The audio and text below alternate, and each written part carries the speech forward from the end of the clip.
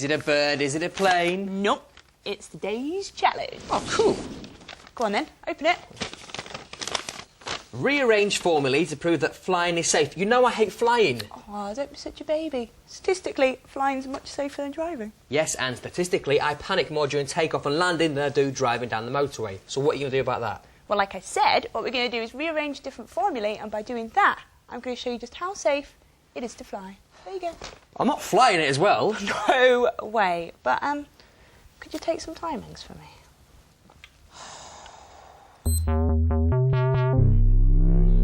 Rearranging formulae means making one letter the subject. Now, I'm going to explain this using a chicken. Yep, a chicken. Hello. Now, when you buy a chicken, they often have cooking instructions on them, and they read a bit like this.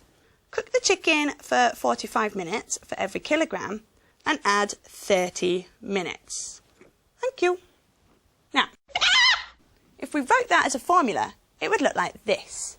T equals 45W plus 30, where T is the cooking time in minutes and W is the weight of the chicken in kilograms. But what if we only had a limited amount of time to cook our chicken, let's say 2 hours, and we wanted to know the largest chicken we could cook in that time? Well, we could solve that one numerically, like an equation. 2 hours is 120 minutes, so that means that T equals 120, and that means our equation now becomes 120 equals 45W plus 30. But to find W, we need to get W on one side of the equation and all the numbers on the other. So let's start by taking the 30 away from both sides. And if we simplify, that gives us 90 equals 45W. And let's divide both sides by 45. And that gives us W equals 2 kilograms. But what if we want to find the weights for lots and lots of different times? Well, we need to find one formula where W is the subject. So we need an equation that starts W equals. And we can get that by rearranging our original formula, T equals 45W plus 30. So let's follow exactly the same steps as we just did. So subtract 30 from both sides and simplify. That gives us T minus 30 equals 45W. And divide by 45 to get W by itself. And that gives us T minus 30 divided by 45 equals W. Which, if we switch it round, it's exactly the same as W equals T minus 30 divided by 45. So now all we've got to do is substitute in different values of T, and that will get us the weight. So now we know about rearranging formulae. How are we going to use that knowledge to help Dave feel more comfortable about flying? Well, I know that Dave is most scared of takeoff and landing because he doesn't actually think the runway is long enough for either. And I'm going to show him that there is plenty of runway for both the takeoff and the landing by using different formulae. The first one I'm going to use is this.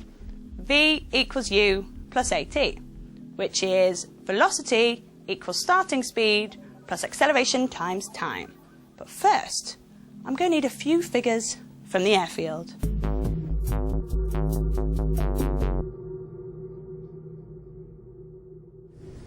So I'm here at Stapleford Aerodrome having my 10th cup of coffee for the morning. I hate flying. Although if we find out something about maths, then I guess it's worth it. Although what flying has to do with formula, I have no idea. Aha, my instructions. I'm going to prove to you that takeoff and landing is safe. To do that, I will be using different formulae and I need you to take some information for me. That sounds pretty straightforward. Aha, and here's what she wants. The taxiing speed of the aeroplane before it starts accelerating for takeoff. So that's the bit when we're driving along to get to the runway. Fine. The speed the aeroplane is going when it does take off, so that's when the wheels leave the ground. I'll probably be passed out by that point. And the time it takes to go from taxiing to takeoff. That's what the stopwatch is for. Good luck, go and find yourself a friendly pilot and send me through the data when you have it. Just need a pilot.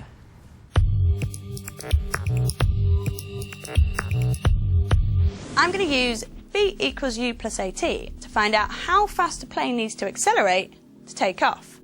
where V is the takeoff speed, U is the taxiing speed, T is the time to take off, and I've got to get A as the subject of the formula. And how do I do that? Let's do it in the same way as we did for the chicken cooking formula.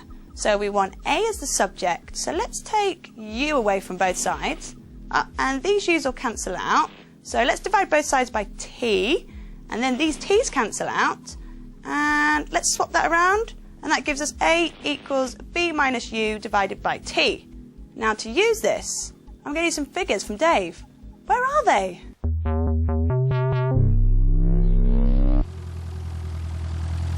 So I've managed to find a pilot who has a plane and he's going to take off so we can do some timings and I'll be able to hear him over this.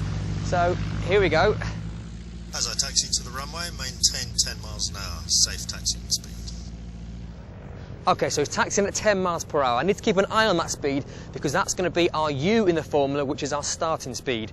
As soon as he starts to speed up for takeoff, I'll start timing. Lined up on the runway now, opening the throttle. And there he goes. As soon as his wheels leave the ground, that's when I'll stop timing, and that'll be our T in the formula.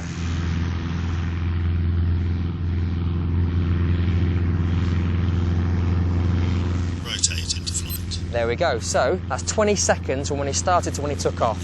And I'll just get his speed. 70 miles an hour. That's 70 miles an hour. I'll just go and tell Fran.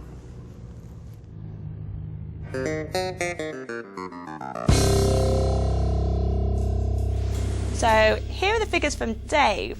Now first of all, I'm going to convert these values into meters and seconds, and that makes the numbers a little easier to work with. And here's how we do it. Let's convert 70 miles an hour using an approximate conversion of 1 mile equals 1.6 kilometres. So if we times by 1.6, that means we get kilometres per hour. So 70 times 1.6 gives us 112 kilometres per hour. And we know that there are 1,000 metres in 1 kilometre. So multiplying by 1,000 gives metres per hour. So 112 times by 1,000 is 112,000.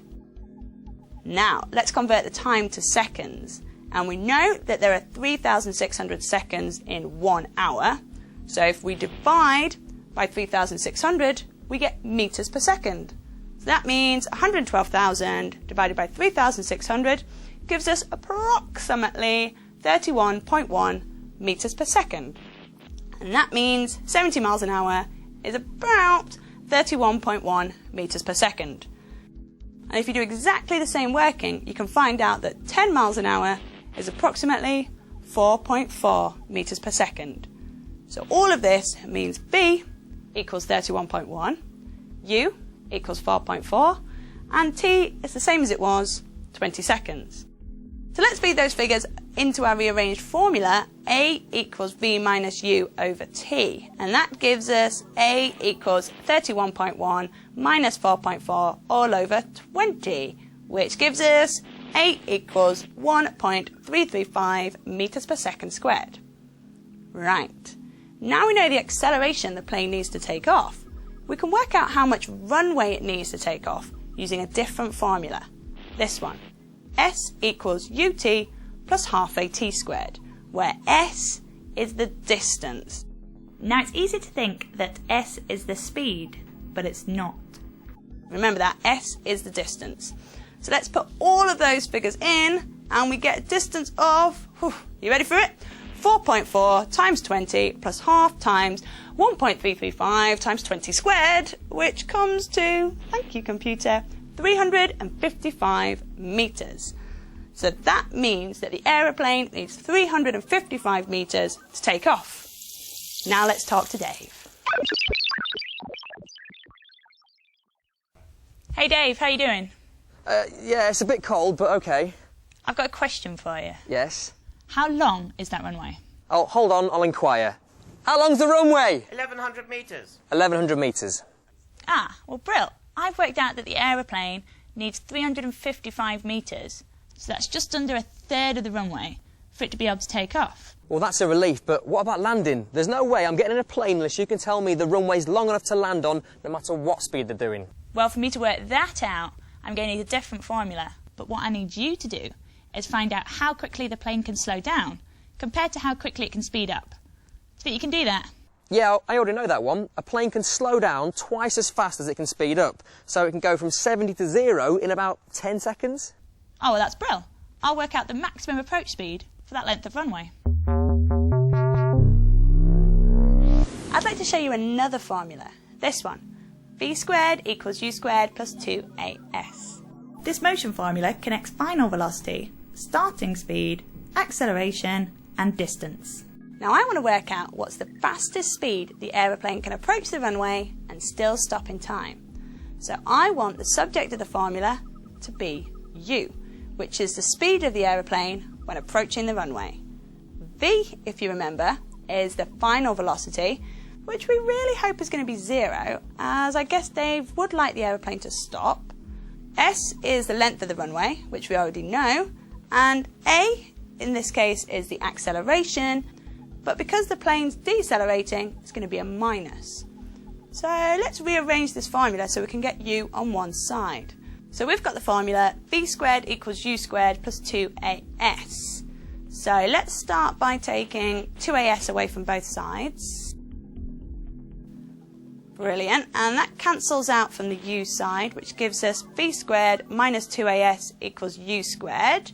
Now we just want u by itself instead of squared, so let's square root both sides, and that gives us square root v squared minus 2as equals u, which of course we can just flip round to get u equals square root v squared minus 2as. Now let's put some figures in. We already know that v is 0, and with the information that Dave gave me, I've worked out that the plane's acceleration is minus 3.31, and the length of the runway is 1,100 metres. So let's calculate all that, and we get square root 7,282, which gives us a u of 85.3 metres per second. Now we can convert that to miles an hour, and that is brilliant. Thank you, computer. Just over 190 miles an hour. Hey Dave, I've got an answer for you.